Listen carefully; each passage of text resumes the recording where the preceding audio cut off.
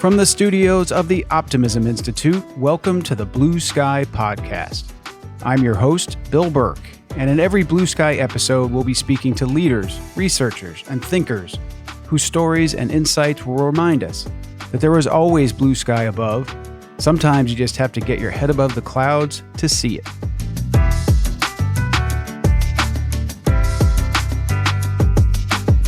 Greetings all and welcome to our debut edition of this new mini podcast we're calling A Bit of Blue Sky. Here's the plan. On the first Wednesday of every month, we're going to drop a much shorter version of our show. Like it or not, these will feature more of me and will not include a new guest. The shorter episodes are in response to input from listeners who've told us that while they like our content, they don't always have the time to listen to a full 45-minute or so episode. These shorter, fun-size shows will replace our throwback Third Thursday, but will often refer you back to earlier episodes of Blue Sky, which you will always be able to find in our feed. On A Bit of Blue Sky, I'll also be offering some behind-the-scenes info about our show. How do we find our guests? What interviews are in the pipeline? And it's only fitting that we launch this new concept on the first day of this new year, January 1st, 2025. As an added bonus, at least for me, New Year's Day is also my birthday. So there's that. And I'm sorry I didn't give you more of a heads up to plan your gift shopping accordingly. So with much to be thankful for as we look back on 2024, we now turn ahead to 2025. And is it me or does that sound like a year out of an old sci-fi book?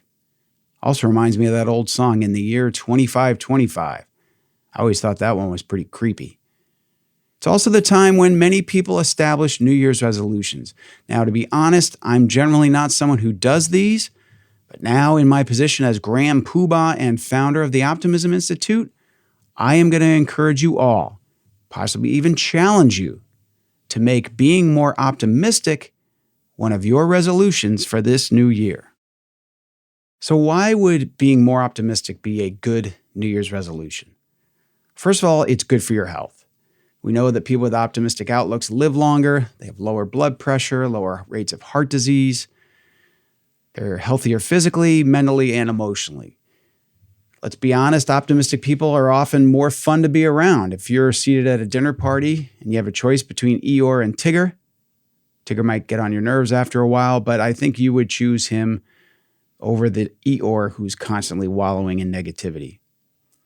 It's also cheaper than joining a health club. Many are going to try to lose weight, eat better this year, worthy goals. But one of the beauties of being more optimistic is it's free. It's readily available. We can call on gratitude and optimism at any time we need it. And let's face it, 2025 is going to be an eventful year. There will be many things that happen that upset us, make us sad, make us angry. These things are inevitable. It's how we deal with them that's in our control. So let's think about how we can sift through the negativity, find the positive, stay active and engaged on those things that we think need improvement and action, and be overall more healthy in our outlook as we face what is certain to be a challenging at times year, as most years are, but 2025 could be particularly eventful. So setting out with this goal early in the year of being more optimistic is one that's going to hold us in very good stead. Okay, so now you're saying to yourself, this seems like a good idea, but how am I going to do this? So I'll give you some advice I've given before on Blue Sky and some of our guests have given, but I think it'll be a helpful review. First of all, I believe that managing our social media habits can go a long way towards making us more optimistic.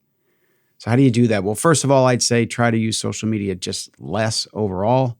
There's some great apps out there that can sort of throttle the amount of time you use them, blocks certain apps for certain times of the day, that sort of thing. And then within social media, I encourage you as we start this new year, clean up your feeds. Look at those feeds that give you information that is helpful to you, that makes you feel better, that encourages you, and look at either getting rid of or not following quite as closely those feeds that drop information in there or comments or opinions that upset you, that you can't do anything about. Unfollow those people is the best way to do it, I think, but think about those feeds that help you, that make you feel better, and those that don't, and clean up your feed as best you can. So that's social media. I'd also encourage you to think about using less traditional news media, cable news outlets, and talk radio and those sorts of things that tend to inflame, anger, stir up. Get your information as best you can, the stuff that you really need to live your life, but try to avoid the arguments, the shouting, the intentional outrage that is often created by these outlets. Reminds me of something that Blue Sky guest Kevin Kelly said, which is, you do not need to attend every argument you're invited to. I think that's a great mantra as we start 2025 and try to be more optimistic in the next 12 months. And next, let's go back to our old friend, gratitude. I did an entire episode on gratitude in the month of November.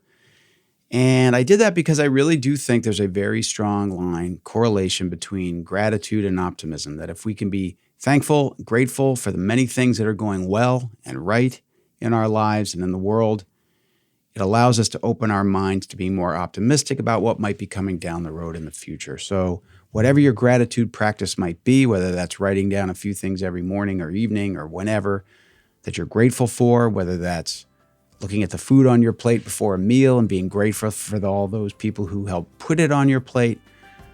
Any kind of gratitude practice, I think, will help you and will go a long way towards fulfilling your New Year's resolution to be more optimistic in 2025.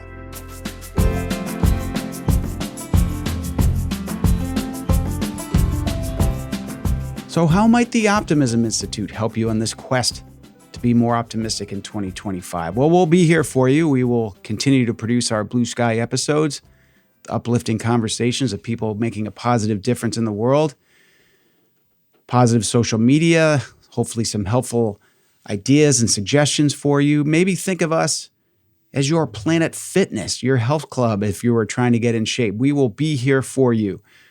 Now, we also know, though, if you're going to try to get in physical shape, it's good to have workout buddies, people to hold you accountable. So think about that. Maybe reach out to some friends and say, hey, here's my resolution for the year. You want to join me, or you want to keep me accountable? If you find me getting negative and cynical, maybe call me on it. That kind of accountability, support, friendship can go a long way towards any resolution, and I would offer that it can do so here in your New Year's resolution to be more optimistic in 2025. And to help you get the accountability and support you need from friends, feel free to share the Optimism Institute with them. Encourage them to follow us on social media, to listen to the Blue Sky podcast. That's advice for you, and it's self-serving for us. We'd like to reach as many people as we can with our message of optimism, and any help you can provide would be greatly appreciated, but I think it'll also help you too. The more people are listening to the same shows, sharing the same content, the same quotes, same uplifting social media, the better off we're all going to be, and the more easily you will be able to fulfill your New Year's resolution of being more optimistic in 2025.